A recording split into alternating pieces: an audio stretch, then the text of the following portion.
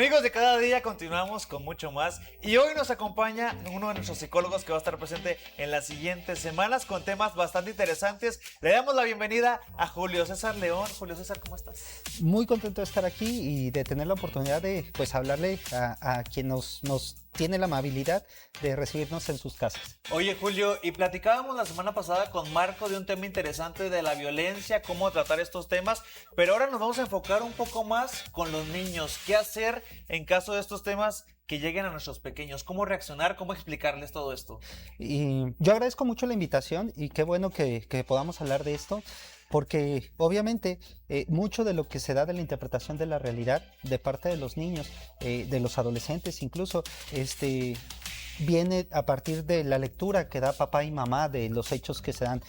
Hay conversaciones que son difíciles, que no son nada fáciles, pero quizá las conversaciones que no son fáciles son las más necesarias. Es lo más importante eso que comentas. Tienen que darse sí o sí, hay que ser asertivos en este tipo de conversaciones. Porque lo aceptemos o no, nuestros hijos y nuestras hijas ya las están teniendo.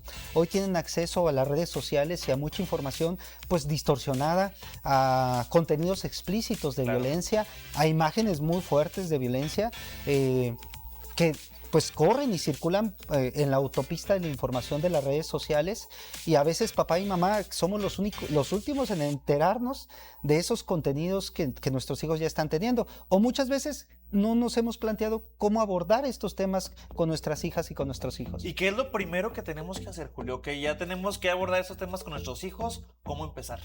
Mira, qué bueno que haces esa pregunta, porque yo creo que toda conversación debe de ser honesta. En primer lugar, papá y mamá tienen que ser honestos con papá y tranquila. El tener este tipo de conversaciones por los hechos recientes que hemos vivido, no se trata de infundir miedo. No se trata tampoco de alarmar a nuestras hijas y a nuestros hijos. Sí. Primordialmente yo creo que se trata de que ellos generen una conciencia situacional. Y que desarrollen la resiliencia. Afortunadamente hoy tenemos guías que nos pueden ayudar como papá y como mamá para poder tener estas conversaciones, y la UNICEF, que desde 1954 es una instancia que colabora con los gobiernos y que gestiona la protección de los derechos de niños, niñas y adolescentes, pues nos da por lo menos una pauta, 5 tips de cómo, o 5 pasos de cómo mamá y papá pueden tener esta conversación con sus hijos en casa. Sí, porque por más que queramos, no podemos tener a nuestros hijos en una burbuja siempre. Tienen que salir de ahí y nosotros tenemos que ayudarles a que pues, no les afecte tanto este tipo de temas. ¿Me platicas 5 puntos? ¿Cuál es el primero? El primero es preparar el terreno.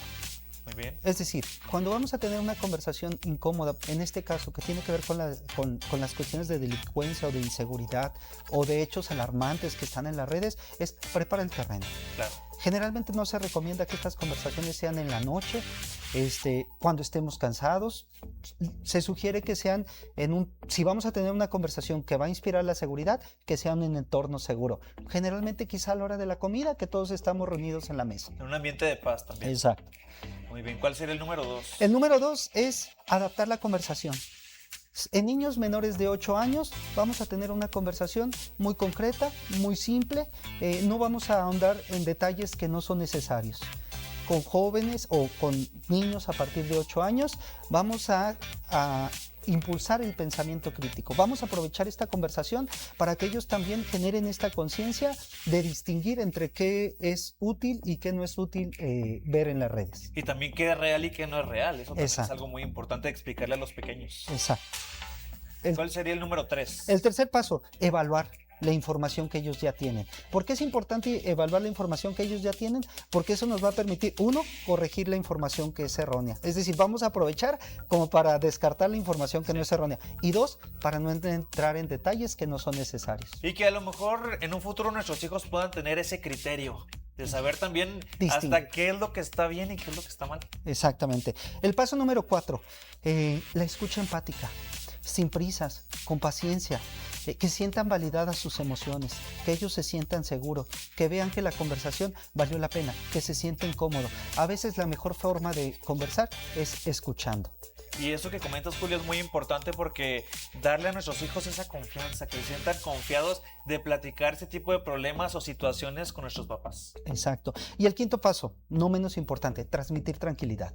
Recordemos que nosotros como adultos, mamá y papá, podemos modelar la calma en nuestros hijos. Ellos aprenden a manejar la ansiedad viendo cómo la manejamos nosotros. Solamente resaltar que la UNICEF da estos pasos porque es la mejor manera, inclusive puede servir para que como familia tengamos plan de seguridad, que ellos sepan con quién pueden acudir y que a veces tener esta información le va a ayudar mucho a nuestros hijos a poder manejar de mejor manera la situación. Sí, claro que sí, y estar siempre al pendiente de lo que nuestros hijos están revisando en las redes sociales, en la televisión, en todo tipo de información para que no entren en este tipo de problemas, pero pues es algo muy importante para abordar. Muchas gracias, Julio. No, de nada. Y también, en ocasiones, si la conversación es demasiado complicada, difícil, o como mamá y como papá siento que me está rebasando, no tengamos temor en acudir con un especialista.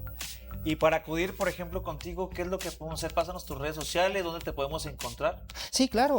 Al igual que Marco, Propoin es una asociación civil que prioriza el cuidado y la atención de la salud mental. Ahí están las redes para quien guste. Y a mí me pueden encontrar, no soy nada creativo, Julio César León. Ahí me encuentran en Instagram o en Facebook. Perfecto, Julio. Pues muchas gracias por acompañarnos. Oye, ¿tienes alguna frase matona que nos puedas decir en este momento sobre este tema? Claro, las conversaciones incómodas son las más necesarias y mantienen las relaciones saludables. Y esto aplica en todos los sentidos, ¿eh? Muchas gracias, Julio, por acompañarnos y bienvenido. Gracias por la invitación. Perfecto. Nosotros continuamos con mucho más aquí en su programa Cada Día.